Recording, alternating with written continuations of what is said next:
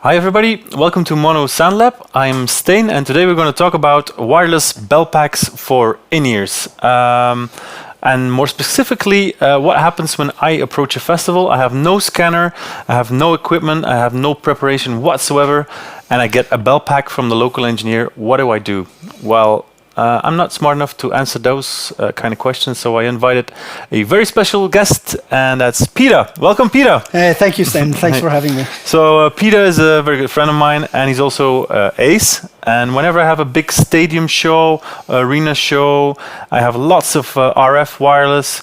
That's when I ask Pita just to take care of all the wireless stuff for me, and so that I can go ahead and mix and do nothing else but that. So we're going to talk about all the things Pita does and should do when I show up at his festival. And well, we're going to start with the bell pack. You give me a bell pack. Absolutely. And I see something. I'm the local engineer. Let's say you're my yeah. guest engineer, and you need, let's say, 6 IM bell packs. So right after the festival, I get 6 bell packs. What do I do? What can I check? The first thing I would check is frequency coordination, because we all know that's pretty basic. If you put a lot of wirelesses in the air, you create a lot of intermodulation products, so they all have to match frequency-wise. So I would check frequency coordination. Okay, but I have a bell pack. How can I see that? There are. I just got 6 bell packs. You gave me There are quite a few things. You can see the frequency on the pack, and you can see the frequency right here on the transmitter. But before I look at that, I will talk to the local engineer. Okay. I would ask him, I got 6 bell packs from you. I got 6 transmitters. I see their frequencies inside because there are always frequencies programmed.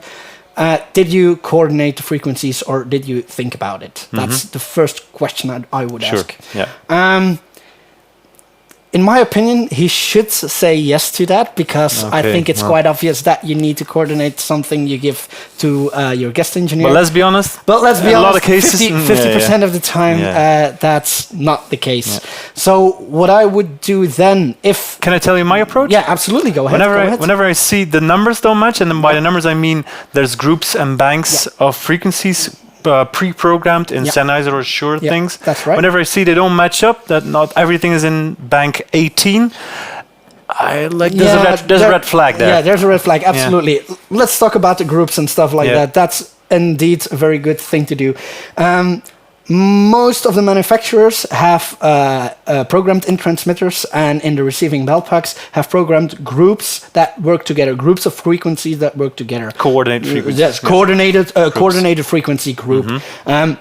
Shure has it, Sennheiser has it. We have a Sennheiser 2050 system right here, so I can show you on that one.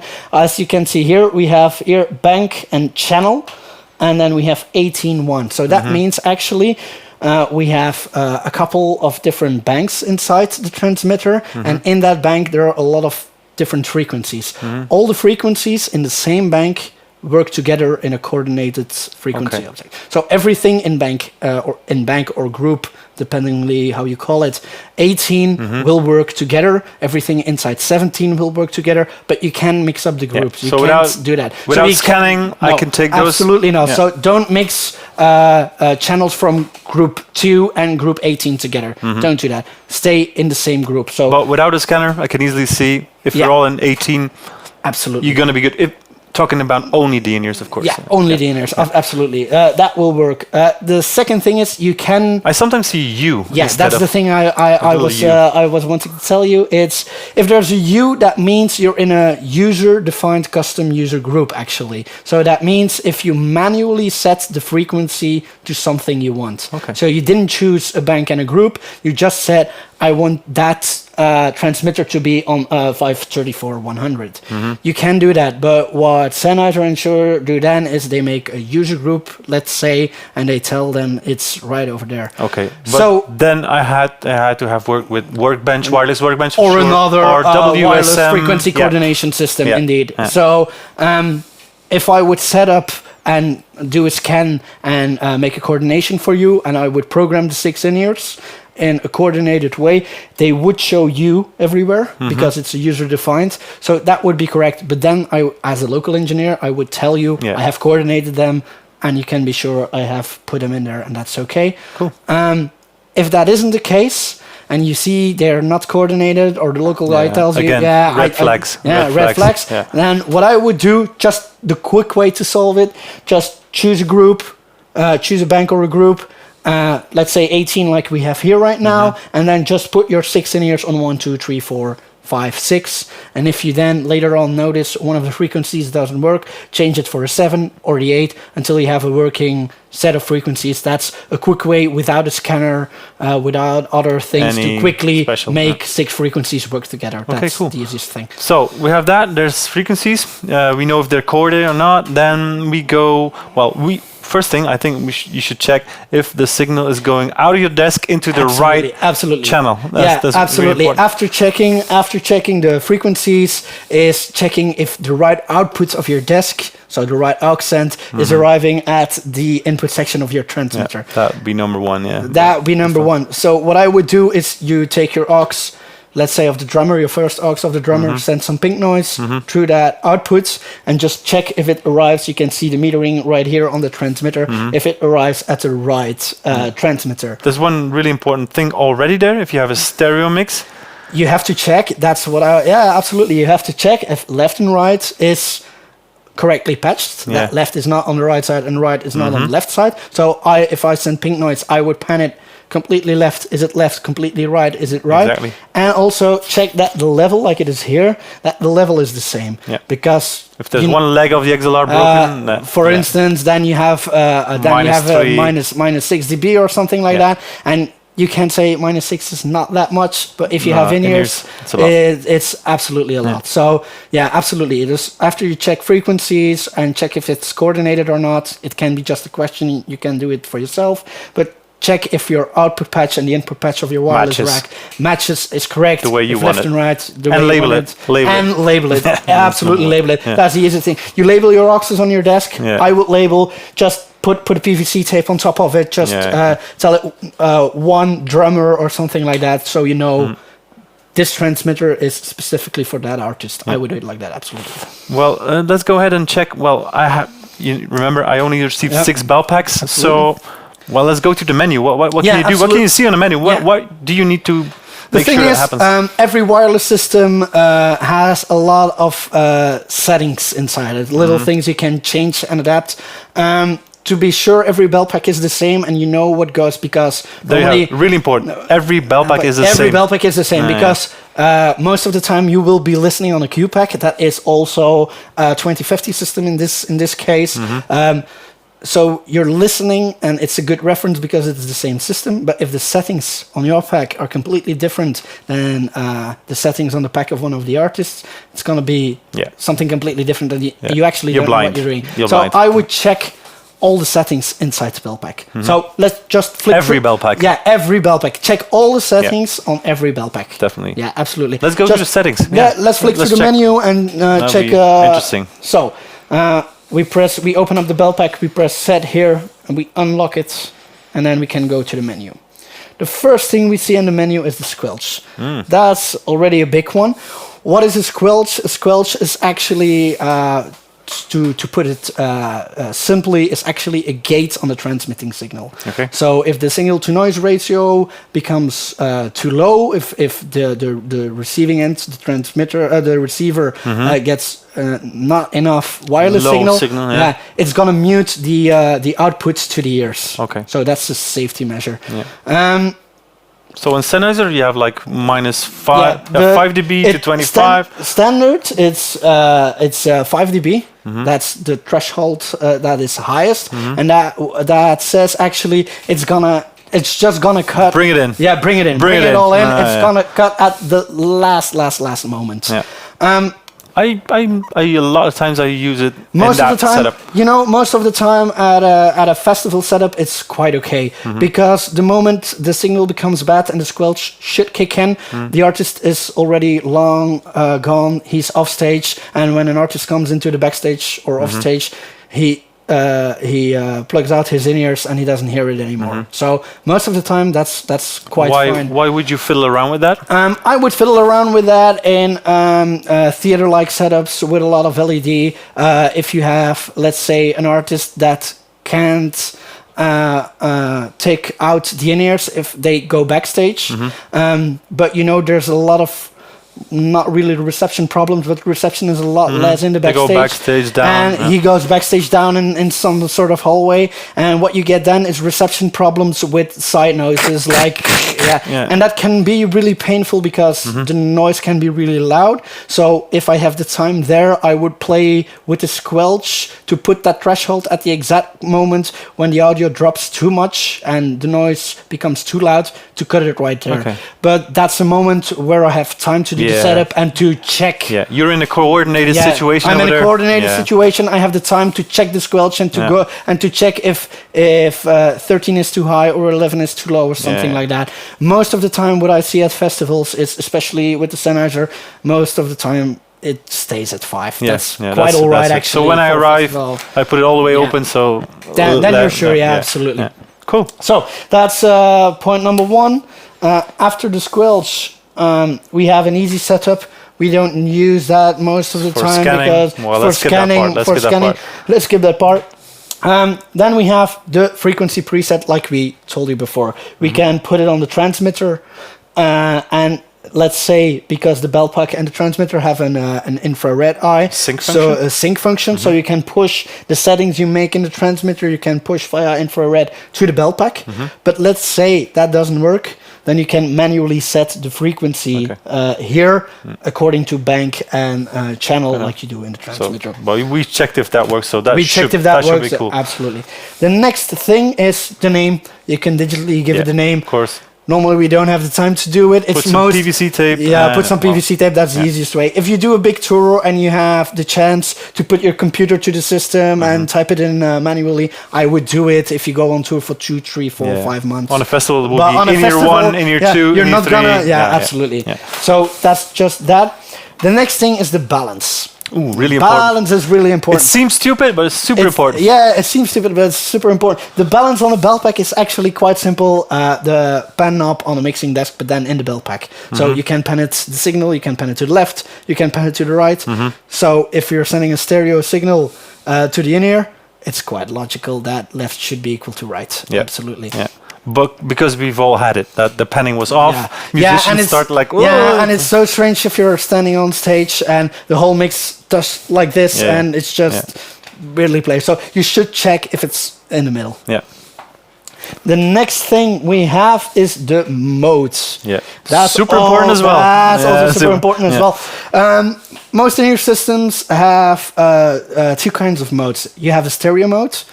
It's just as simply as it said, left is left, right is right, just one stereo mix.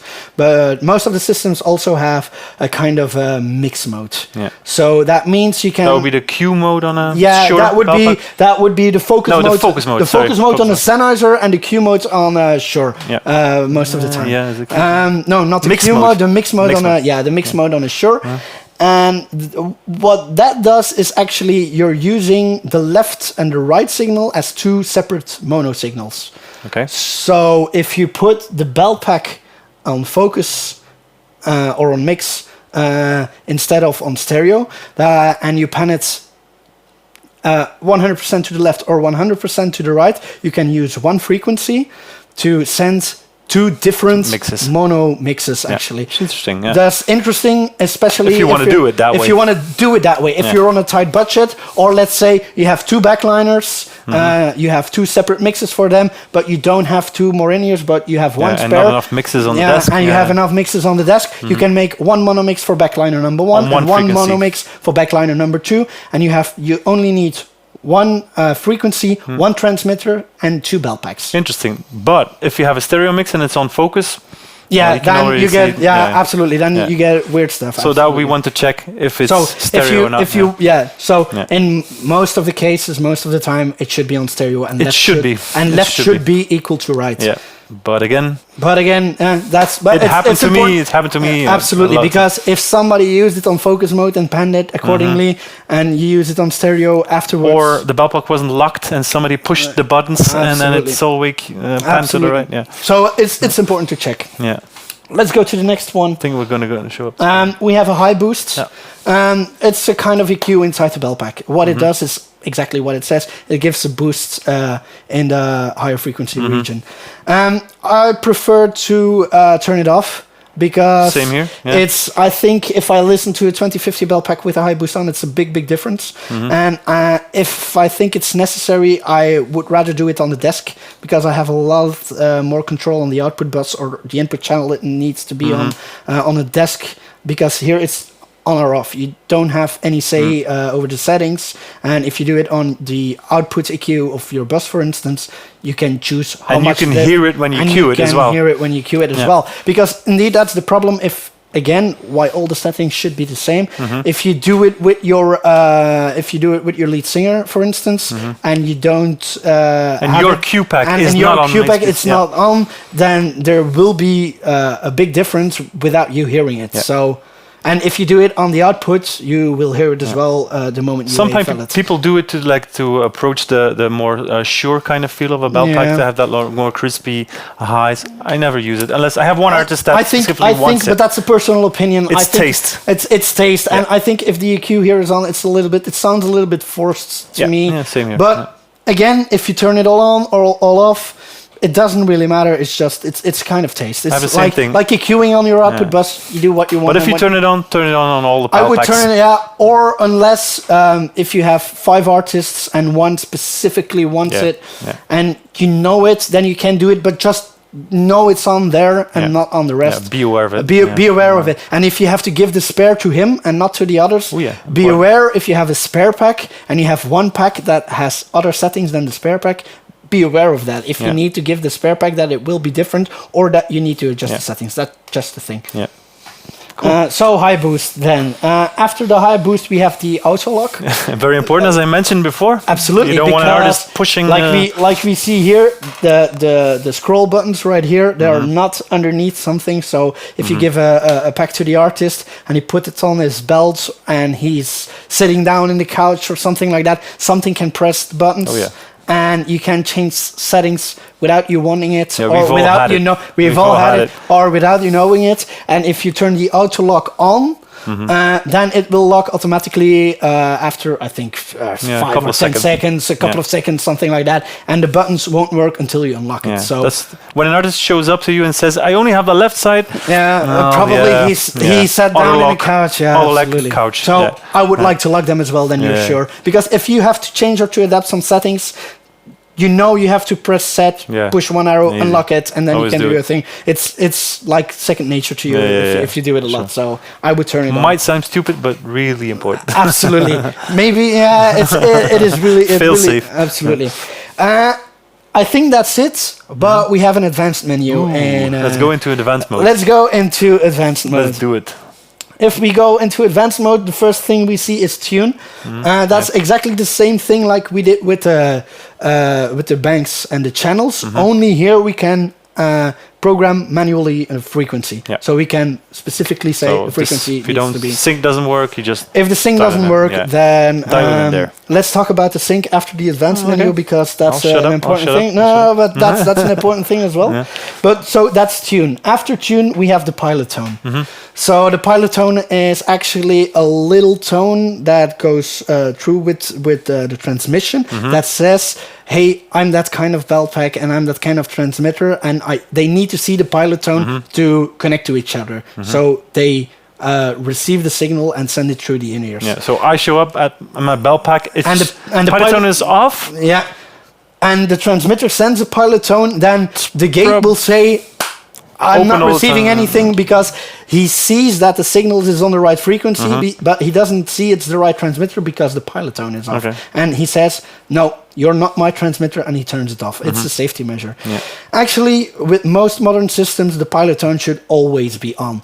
Then why is it on there, Pita? Tell me. The only time you would turn it off is if you use older systems who don't have a pilot tone, or if you use a combination of both of them. If you use an older transmitter and a newer receiver, or the other way around, so they can see each other. Yeah, and your transmitter don't sense a pilot tone, or your receiver can't receive a pilot tone, one or the two, because it's older and it doesn't have that function yet. But you want to match them together. Let's say a very old Sennheiser transmitter with a newer belt pack. Then you have to turn it off, because then it doesn't look for the pilot tone, but only for the frequency. Yeah, right. That's the only way I would turn it off. In my case, I show up at your festival. 99% of the times with modern systems, belt packs of the same system, turn it on. Okay, make sure it's on. Important.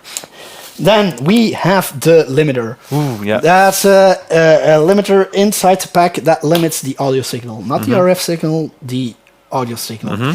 Again, it's personal taste, but even if the limiter is -6, what is not that much, it's off -6 and then it goes on. Even if it's on -6, I think you hear it too much most of the time. Interesting. And I also, but that's again personal taste, if I would want the signal limited, I would rather do it on the output bus of the desk. A lot of people do it because they're scared of like washes, RF washes. Absolutely, but the thing to know is that is indeed that is RF noise, and the limiter does not affect that. He is going to limit the audio signal, not the RF noise. So a lot of people turn the limiter on to be on the safe side. If you get a big wash of RF noise or something like that, then a lot of engineers think if I put a limiter on it, it can never get higher than that. But that doesn't work because RF noise is external and the limiter is behind that. So if that's your goal, don't do it because it's gonna mess up your sound. So what I would personally do, I turn the limiters off. But of course, hey, if you know what you're doing, if you know what you're doing and you like the sound, some people like the sound because it changes your sound. It changes your sound absolutely because it's limiting the signal a little bit, so it changes the sound. So just listen to it, make the comparison if you have the time, or if you want to know for yourself if you want that or not. But it doesn't affect the RF noise. So well, for me at a festival, that wouldn't be crucial to check. No, most of the people turn them off. Most of the mix engineers I know and I work for turn them off. Next thing then is what is this? Volume boost. That's inside this belt pack, and what it is actually a headphone preamp inside the belt pack. Okay. So that's good to know, but again, make sure everything is the same, because you never know, a headphone preamp can distort as well if it goes too loud. So -6 can be a good, +6 can be a good solution. But is not always the best. If you use +6 because you're using headphones instead of in-ears, for instance, that would be a good reason to do it. That would be a good reason to do it. If you have a band and only the percussionist is playing on headphones instead of in-ears, and you have a lot of difference because of impedance and stuff like that, then you can put his belt pack on +6 dBs.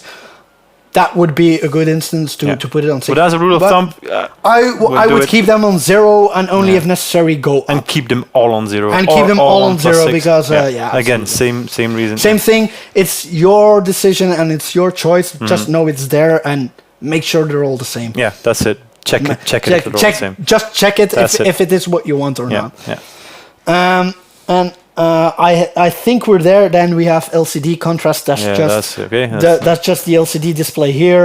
I think there's one more feature that we should talk about. Oh yeah, the engineer mode. Almost forgot about it. What is an engineer mode? It's called engineer mode in Sennheiser. It's called Q mode, like we said before in Shure. Very cool tool. It's a really cool tool. It's a really cool tool. And it's really cool to use if you need it, but you don't want it to be on if you don't need it. What it actually does is it programs a list of multiple frequencies inside the pack.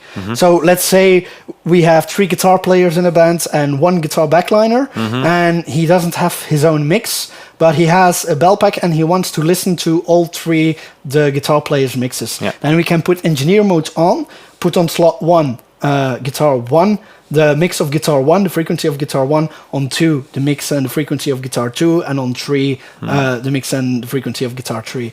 And if we then put engineer mode on, then we can flick through the frequencies just using the arrows. So he can listen to 3 different frequencies or 3 different mixes at his own choice. So you don't have to change it for him. So in this instance, that's absolutely a quite useful tool. And it's very handy as well because he's listening to the same frequency and not the same mix. So if there was something problem, he'd probably hear it first. If there is an RF problem or you have noise, probably he will hear it at the same time as the artist does, but he's a lot quicker to tell you than the artist is most of the time because the artist is playing. And so if I again show up your festival and I see in Sennheiser, I can show it because on Sennheiser we have the profile lists.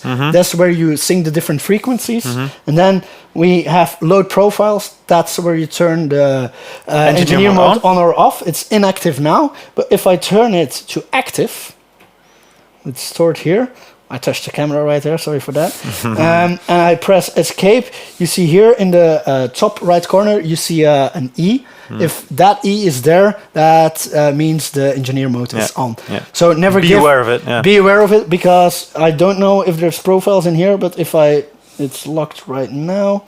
But if I press, you see, I went to the second profile and I have no reception anymore right here. So if you do this for an artist and it's not locked yet, and by accident he presses it, then he loses his whole mix, and then there's a.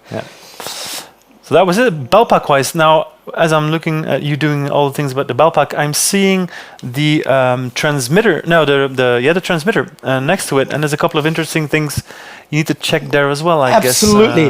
The main thing is actually most of the settings we did in the Beltpack you can do in the transmitter as well. So you have, or with your computer, but you can actually make all the settings in the transmitter and then say they need to be synced to the Beltpack. Okay. So that's handy, but that's a lot more work. Which parameters that need to sync. He syncs or not. Okay. But of course, that's handy, but that's a lot of work to do. So most of the time, the situation I wouldn't check. No, the situation where we are in, it's not handy to do because it costs a lot of time. But if you're on tour with your own sets and you know I have to sync my Beltpacks every day again because the frequency coordination is going to change, you can choose what you turn on and what's going to sync or not. What's going to be pushed into the Beltpack or not. In tour setup, that's really handy to think about, but in our setup, it's something you won't look at. The only thing you will look at... Again, I'm the stupid engineer. Yeah, absolutely. The thing you have to look at when you arrive at the festival in the transmitter are two things. That's the sensitivity. It shows you here on the bottom right corner what it is. What sensitivity? The sensitivity is actually the input sensitivity of your input stage on the transmitter. Okay. So the higher your sensitivity goes, so minus 20, the lower actually, because minus 27 is lower than minus 21, how less your input will be. So it's actually gain structure wise a thing you would do. So the hotter you send from the desk, the lower your sensitivity here needs to be. So you have to adjust accordingly. The only tip I can give you again is make sure they're the same on every Beltpack. Again, most of the time, most of the engineers I know are around minus 24, minus 18, minus 21, minus 24, minus 27. If you have a really hot signal, minus 30. Actually, there's not really a rule. It's just make a good structure and it will work. I'm just telling you normally what it is. Sure. There's another thing I can see there. The standard. The standard, what's that? That's the RF power you send. So how many milliwatts you're sending through the antenna to send. Okay, so you can change it? You can change it, absolutely. With Sennheiser, you have the choice between low, standard, and high. So that's actually 10 milliwatts for low, 30 milliwatts for standard, 50 milliwatts for high. Yeah. And then my thing is, let's put them all the way up. Let's put them high. No, that's the thing you can't do with wireless. Because what happens is, if you have a lot of transmitters, then you get a lot of intermodulations because of the transmitters' closeness together and stuff like that. The higher you make your sending frequencies, the higher that those intermodulation products will get. So the higher your noise floor will get. So I would recommend use as less RF power as possible. Most of the time, to be honest, on a festival, I would start at standard. That's why they call it standard. That's 30 milliwatts. That's normally not too high, but you can cover quite a good distance. I think a stage that's 20 meters wide, you can easily cover with standard. That's it. On normal stages, I go standard every time. Absolutely. Even if you have a catwalk, the chances are that you might get away with standard. If you need to go higher than that because the distances are too big or so, you can try it, but think about it. Think it through. I would start at standard. Don't go for high straight away. No, don't go for high straight away. I would start at standard and leave it there. Okay. Okay, cool. So now that we talked about belt packs and a transmitter, well, there's going to be a combiner. If you're lucky, most of the time it's going to be a combiner. It's not there, but in this setup, in our setup we don't have it here. But if you have six transmitters, most of the time you will have a combiner, because otherwise you will have 6 antennas, and that's antenna farming all over again, and that's really not a good thing to do. So what you do actually with a combiner, it's really simple, is you take the outputs of the transmitters, you put it on a combiner, and then on the combiner you have one output that goes to the antenna. There you have it. Yeah, important. Absolutely. Pita, the only thing you can go wrong with a combiner, make sure it's on, because a combiner is an active piece of electronics. So if it's off, you're gonna hear it a lot. Yeah. So it's gonna work probably, but it's gonna not that great. And if you go 2 meters away, then you will hear it immediately. So just make sure it's on. Yeah. You don't have any other settings on it. Happened to me a lot. Yeah. Happened to you. It happens to me as well. Oh shit, my reception is not good. Oh yeah, I forgot to turn on the combiner. Just check it's on. Yeah. Then and then we go to antennas. Really. And I think antennas is maybe the backbone of every wireless system, I think. Yeah. Because I think antenna placement is one of the most important things you have in a setup. We have 2 antennas right here. Let's talk about the little one you have right there. If you see that one? Yeah, we have a little dipole antenna here. Some people call it a stick. That's good for really, really small setups. If you have one microphone or one in-ear that is like 2 meters away from you, you can stick it on here. Never stick it in the back of a rack, because that will not work. Make sure you always see it. But this is for really small setups. As a rule of thumb, if you see this at a festival, on a festival, you better don't use this, because yeah. Then the 2 antennas you see most on festivals are the 2 we have over there. These are Sennheiser brands. They're Shure types as well. They're Shure types. They're equal Shure brands as well. Sure. We just gonna talk a little bit about the specifications. Yeah. And we're using Sennheiser as an example here, but for sure it's just exactly the same thing. Yeah. Absolutely. And we have other brands as well, like RF Venue, who make antennas, but it's the same. It's the specifications behind it. Let's talk about the 2 types there. 2 common types. We have the 2 common types. We have the one on the right there. The one on the right is an LPDA standard, passive LPDA antenna. It's linear polarized standard antenna. The other one is directional antenna. It's a directional. They're both are actually. The thing is, the LPDA is directional, but has, I think, an angle of about 120 degrees. And has a forward gain of around, I think, 6 dBs.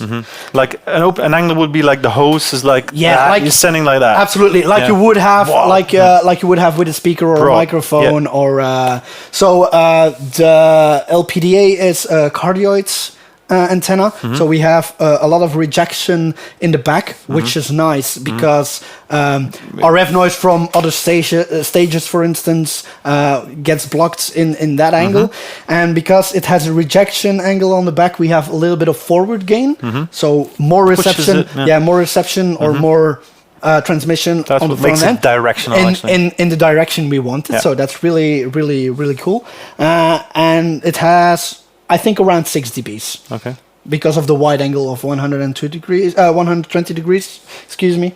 And then the ball over there? The ball over there is actually a helical, say the word. Helical, circular polarized antenna. It's a doomed helical here, and the big advantage of that antenna is the circular polarization.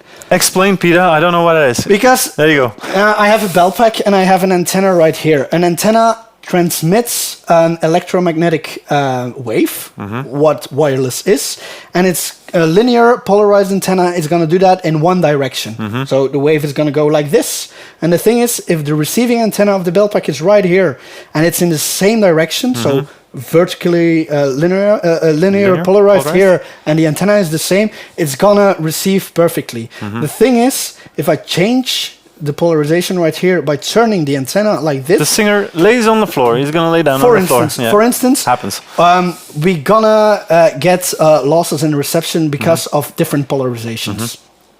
The advantage with circular polarization is that the wave is gonna turn around. So The receiving belt pack, it doesn't matter what the polarization is. Yeah. It's the reception is always gonna be good. Yeah. So why don't I always use like the big circular polarized because antenna? You don't. First of all, it's a budget thing because that antenna is more expensive than the other one. Okay. That's point number one. Point number two is the angle of transmission is a lot smaller than with the LPDA. Can I say like this? Yeah.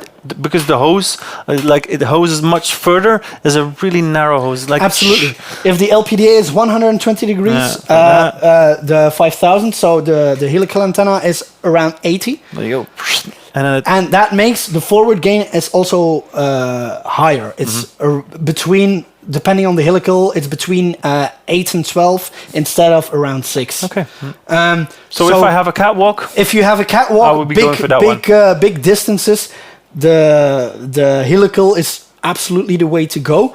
But mention that the dead zones, the drop zones just underneath the antenna, you have to put them much more farther away to put it in the because the opening angle is really small. You have to put it back so you can touch the whole stage. Absolutely. So small stage. If you're on a really small stage with antennas closed up, I would go for the LPDA. Yeah. If you're a big stage, catwalk, or you can do whatever you want, I would rather choose for.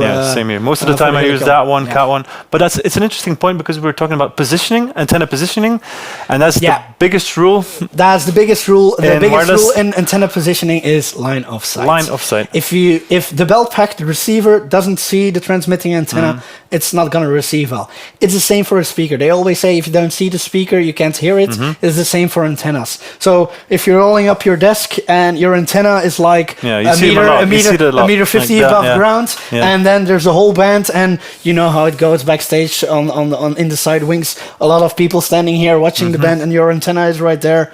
That's a lot of bodies before the antennas. Bodies before that. That's absolutely. You're gonna have drops. You're gonna have drops. So you always have to try to put it above the people line and above line of sight. And I think, I think the higher you can get, the better it is. So if you, especially for sending antennas or transmitting antennas, I think if you can get it 3, 4, 5 meter above ground, it's I always do it. I know you always do it. So, absolutely. Good. Absolutely. Now that's all checked, and now we're approaching changeover. Remember, we're still absolutely. in the festival setup. What we talked about right now is the basic setting you do while the band before you. Other band is playing. Other band is playing. You're checking everything. So changeover comes along, and you have to check the belt. Let's go, guys. So what I mostly do then is lay out the belt packs next to each other, properly labeled, stuff like that, and then I will check the antennas properly, and that is put my in-ears in them and listen to them. And not only on the monitoring position, because you're 2 meters away from your antenna. It's easy. The chance it's bad there is... It's going to receive it's going to receive quite good over here. You want to be sure it receives good... all over the stage, all over the catwalk, on the other side. Behind the LED wall. Behind the LED wall. So what I'm going to do is I'm going to take the belt pack, I'm going to put my in-ears in it, and I'm going to walk all over the stage, and everywhere. Check for dead zones. And check for drops, audio drops, check for RF noise, stuff like that. Also, check your catwalk. Check the catwalk, just put your in-ears to it and do a big tour. What I also most of the time do is check worst case scenario. So that means putting your hands over the antenna because that is worsening your reception, stuff like that, and do a tour of the stage like that. That's a really important one because I always tell my artists, if you wear your belt pack, just wear it so that your antenna is not touching your skin. Absolutely. It's not the t-shirt that's above it, it's the skin. It's the skin because it's actually, if your antenna touches your sweaty skin, your whole body becomes the antenna, and antenna length is very important for the frequency you're receiving and stuff like that. So if your antenna touches skin, especially wet skin, sweaty skin, it's gonna make your reception a lot worse. So it's probably at the beginning of the concert, you're gonna be good with the antenna inside. Absolutely. What I would do, you can turn the clip here, you can turn it around upside down, so the antenna can hang like this on your belt or something like that. Down. Just make sure the antenna doesn't touch the skin. That's actually the most important thing. So if I do the walking test and I do this, that's actually worst case scenario. Yeah. So if the reception is okay like this, we're pretty sure if the RF environment stays the same, it's and gonna hold last it away from your hold antenna. It away. The antenna's there. Put your body in between Yeah. the belt pack and the antenna, and do that for every belt pack, not just for the one. Yeah. Do Check that because all. every belt pack is on another frequency, so you want to know that every belt pack has a good reception all over. And if you have a keyboard playing behind an LED at a specific position, go and stand there. Stand there. Check do what the artist would do. Yeah. Just check the reception. Yeah, absolutely. Same That's here. what I would do. Absolutely. Yeah, cool. So now we have maybe that. if you have a wireless handheld, you can very important. You can make sure the handheld is inside. You're sending the handheld to the wireless belt pack, and you can take the handheld and the wireless check belt the combination. Check the combination, because if it's in the same frequency range, the chances are big that the sending antenna of the handheld will a little bit interfere with the receiving antenna of the in-ear if they get close to each other. And also you can hear if the modulation is correct. Because if you talk into the handheld and you hear it in the in-ears, you can hear the sound it sounds like it should sound. Cool. Yeah, cool. So cool. I think we're quite done, unless you have any other remarks. I might have a cool tip. The reason, well, sometimes I do, it's a bit of an asshole trick, but if there's no frequency coordination on site on a festival, small festival, does nobody take care of frequencies? In my writer, I always say, like, okay, I want to have my frequencies. If it's not taken care of, I want my frequencies. So then I go ahead and sound check in the morning. And you want them all day, I think, Yeah, I don't want anybody to steal them just during the day. Yeah, just to be sure, because you check them in the morning and you want to be sure they're still... I'm headliner, so kind of, fair enough. Does nobody take care of it, so I take care of myself. I put pink noise in all my accents. So nobody can use them, because... Yeah, it's an asshole thing to do, but... I think especially in the Wild West, like they put it, small festivals and stuff like that, nobody is coordinating. That's a safe thing to do. If somebody asks me, like you asked me to turn them off, I'll turn them off. But because on bigger festival, you most of the time you have a coordinator who says to artists, you have those 6 frequencies from 2 to 4, and then from 5 to 6 or something, the same frequencies go to another one. But then you have somebody who thinks about it and who says, you then. Then it's okay, because you have a responsible one who thinks about it. But if you have to do it for your own, just make sure it works. Yeah. It's a bit of an asshole trick, but still. I would do that most of the time. That's like on a festival. Even if I'm doing coordination for the festival, the mic for the announcements and stuff like that is a wireless mic. I leave it on all day, because if there's a band and they arrive and they do a scan, they see that frequency in the air all the time, and they're never going to use it, because it would suck if I have to do an announcement and just on that moment somebody stole the frequency I used for that announcement. We've been there, we've all had it. Absolutely. That's the reason why we do it. Absolutely. Cool. Thanks, Peter, for all your info. Welcome. It was really interesting. And that's it for today. If you have any more questions for Peter, for me, or if you want us to make another movie about something, just leave a comments in the section below, and we'll try to answer it as soon as possible. Thanks, Peter. You're welcome. Thanks, everybody. Bye-bye.